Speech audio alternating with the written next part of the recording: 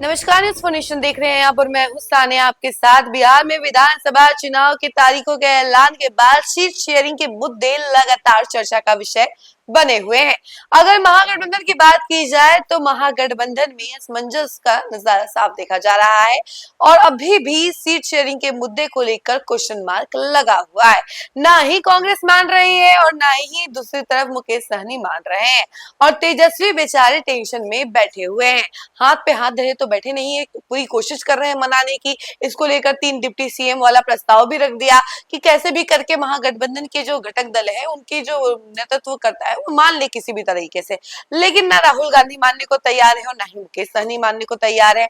और इसी बीच आपको बता दें कि कल आरजेडी ने बैठक भी बुलाई थी, लेकिन फिर भी उसमें कुछ भी क्लियर नहीं हो पाया। और जो सीट शेयरिंग का जो कहा गया था कि 2 दिन के अंदर ही पूरा लिस्ट जारी कर दिया जाएगा कि आखिर किस पार्टी को कितनी सीटें मिल रही हैं और उसके बाद टिकट अनाउंसमेंट भी कर दिया जाएगा। लेकिन ना ही सीट शेयरिंग की उलझनें खत्म हो रही हैं और ना ही किसी को टिकट बांटने वाला जो लिस्ट होता है वो निकल कर आ रहा है। सबसे पहले अगर इस कड़ी में बात की जाए तो प्रशांत किशोर ही पहले वो नेता बने हैं जिन्होंने अपनी पार्टी का लिस्ट जो है जारी कर दिया है। 51 प्रत्याशियों का नाम जारी कर दिया है। लेकिन अभी भी इस कड़ी में आरजेडी, कांग्रेस और बीजेपी, जदयू, ये सभी पार्टियां जो हैं सब अभी पीछे है।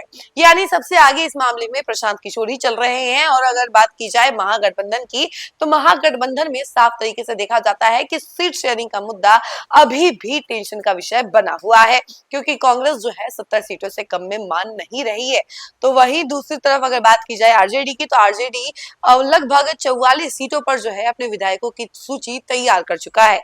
अंदर खाने की खबर बताते हैं कि 44 सीटों को वो पूरी तरीके से देख चुका है कि हाँ 44 सीटों पर कौन से प्रत्याशी चुनाव लड़ेंगे और उसकी सूची भी वो तैयार कर चुका है। लेकिन सीट शेयरिंग का जो मुद्दा अटका हुआ है इसको लेकर जो है आरजेडी अभी तक सूची जारी नहीं कर रही है। हम आपको इसके बारे में विस्तार से बताते हैं। बिहार विधानसभा चुनाव की तारीखों के ऐलान के साथ ही राजनीतिक तापमान तेजी से बढ़ गया है।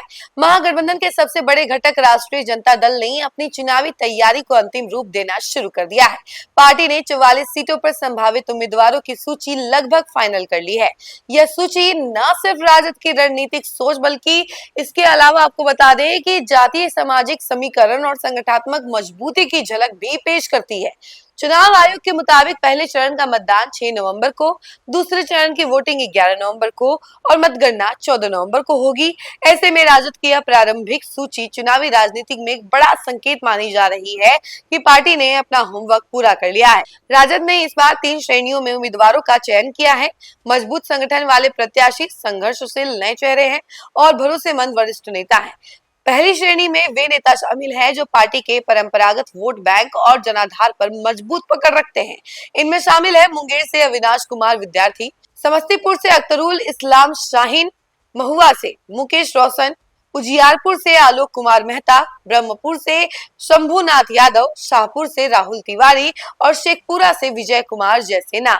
दूसरी श्रेणी में पार्टी ने नए और संघर्षशील चेहरों को जगह दी है। यहाँ सामाजिक समीकरण और युवा नेतृत्व पर फोकस किया जा रहा है। इन उम्मीदवारों में दिनारा से विजय कुमार मंडल, नोखा से अनीता देवी, रफीगंज से मोहम्मद निहालुद्दीन, सिमरी बख्तियारपुर से यूसुफ सलाउद्दीन और मधेपुरा से चंद्रशेखर यादव जैसे नाम शामिल है। वहीं तीसरी श्रेणी में पार्टी ने अपने पुराने और भरोसेमंद और संगठन से जुड़े वरिष्ठ नेताओं को उतारने का फैसला किया है। इनमें राघोपुर से तेजस्वी यादव, मनेर से भाई वीरेंद्र, हिलसा से शक्ति यादव, सिवान से अवध बिहारी चौधरी, इमामगंज से उदय नारायण चौधरी और बोध गया से कुमार सर्वजीत जैसे दिग्गज शामिल हैं।